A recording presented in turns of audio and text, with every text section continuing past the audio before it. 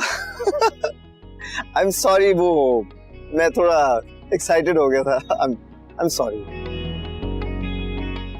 बैठो जरा। देखो मीसा, वफा तो मुझे बहुत पसंद आई, लेकिन उसकी फैमिली को तो हम नहीं जानते, और ये रिश्ता तभी तय हो सकता है जब मैं उसकी फैमिली से मिल लूं। इसलिए वफा से कहो कि अपने डैड से मिलवा दे हम। कसम से?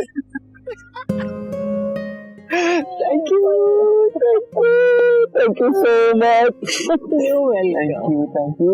ओके बेटा, ओके। Thank you. अभी कहता हूँ उसे।